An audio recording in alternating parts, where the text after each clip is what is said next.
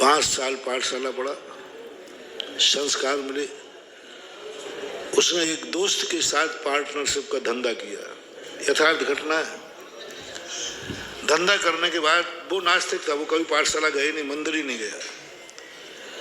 दोनों ने एक कंपनी खोली मिलकर के, दोस्त थे। और कंपनी खोलने के बाद दोनों को प्रथम बार में 1-1 लाख रुपए की प्रॉफिट हुई। जो दूसरा था, जो पाठशाला मंदिर नहीं गया, उसने कहा 1 लाख बचा। पहली कमाई तो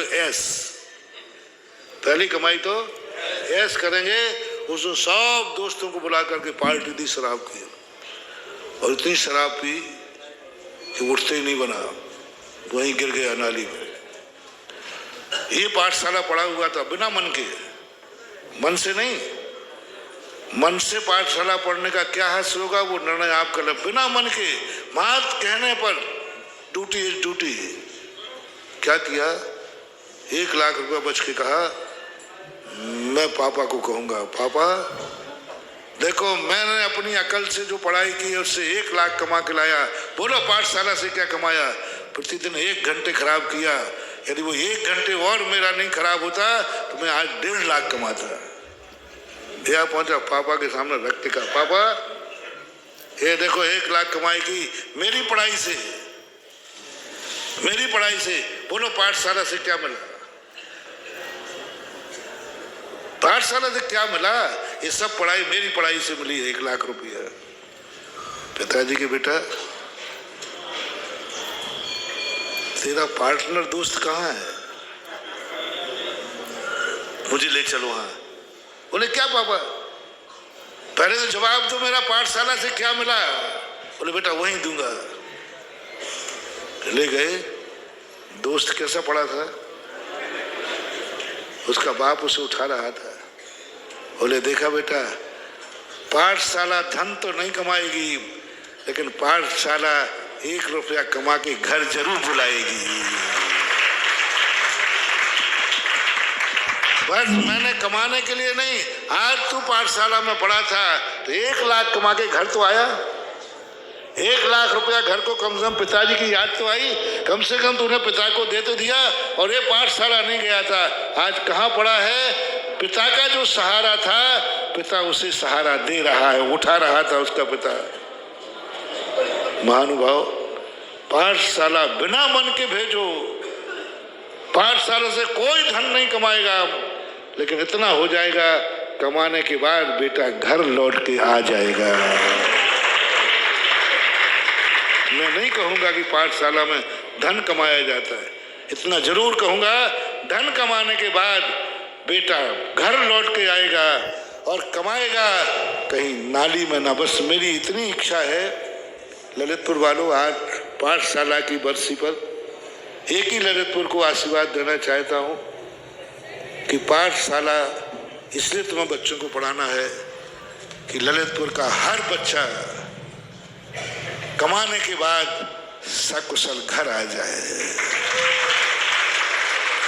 कहीं ऐसा ना हो जाए कि कमाने के बाद वो नाली में पड़े, नाली में ना पड़ जाए। मुझे पाठशाला बुला के भगवान नहीं बनाना है, महाराज नहीं बनाना है।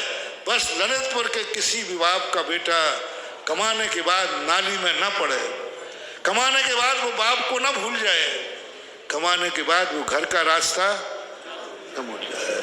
पाठशाला से तुम्हें 2 लाभ होंगे, महाराज बने या नहीं बने, लेकिन पाठशाला में पढ़ा है तो हे माता पिताओं, बच्चे को भेजो, जैसे बने तैसे भेजो, डांट टपट के भेजो। कितनी महिलाएं हैं, कितने पुरुष हैं जिन्होंने बच्चे को कभी स्कूल नहीं जाता होगा तो थप्पड़ मारा होगा, होमवर्क नहीं किया होगा तो थप्पड़ मारा होगा। कितने लोग हैं जिन्होंने बच्चे को पाठशाला नहीं गया तो थप्पड़ मारा होगा। कभी पाठशाला को भी थप्पड़ मार दिया करो, कभी पाठशाला के लिए भी थप्पड़ मारो कि तू पाठशाला क्यों नहीं गया। कभी पाठशाला के लिए होमवर्क नहीं किया तो थप्पड़ मारो, तूने होमवर्क क्यों नहीं किया। स्कूल पढ़ाने के लिए आज माता पिताओं के लिए सब कुछ छोड़कर उनको पढ़ाना पड़ता है। आध घंटे 10 मिनट पाठशाला में क्या पढ़ा वो बताओ। मैं इसलिए नहीं कह रहा हूँ कि यहाँ से महाराज बने, 5 बनने बहुत है। हाँ, कई शहरों तो एक भी नहीं बने, यहाँ कम से कम 6 7 आप तो जितने का उतने कह दूंगा।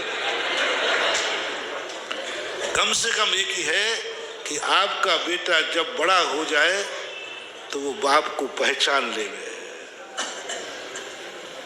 बाप के बुढ़ापे का सहारा बन जाए।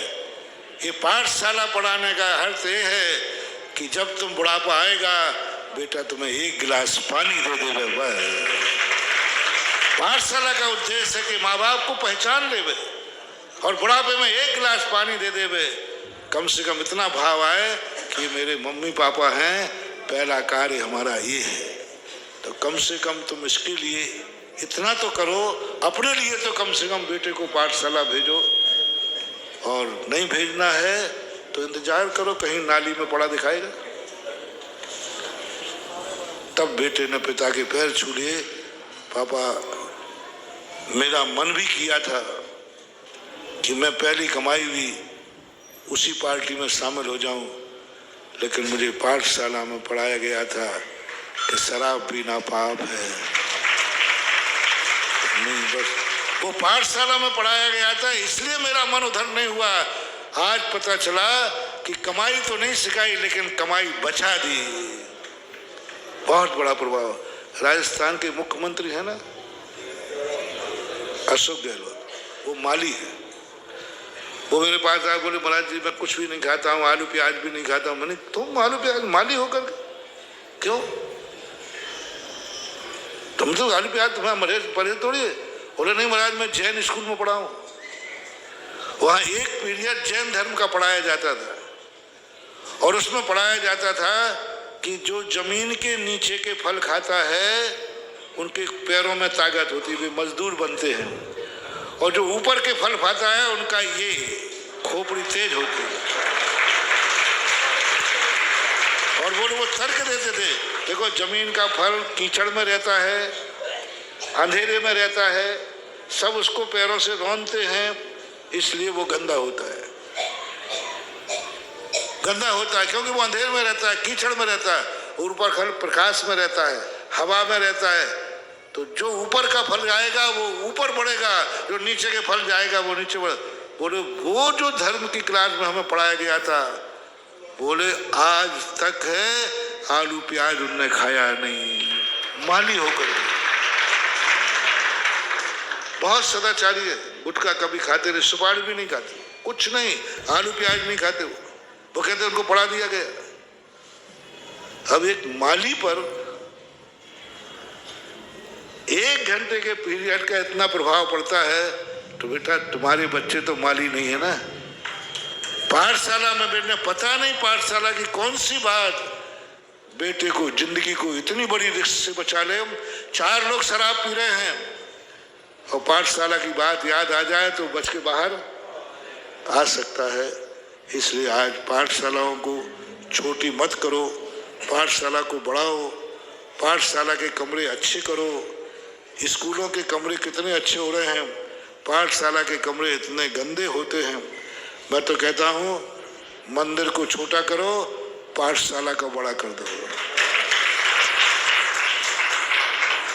भगवान को छोटे में बैठा लो लेकिन पाठशाला में बैठा लो। पाठशाला का मकान अलग हो, पाठशाला की बिल्डिंग अलग हो, जो कभी भी किसी परिस्थिति में कभी खाली ना हो। चाहे महाराज आ जाए, चाहे कोई कार्यक्रम आ जाए, ऐसे पाठशाला होना चाहिए। तुम लोग इसकी कीमत नहीं समझ पा रहे हो। समझो समझो समझो, नहीं तो बेटा कहाँ उठाने जाओगे? और पाठशाला भेजोगे तो बेटा कहाँ आएगा?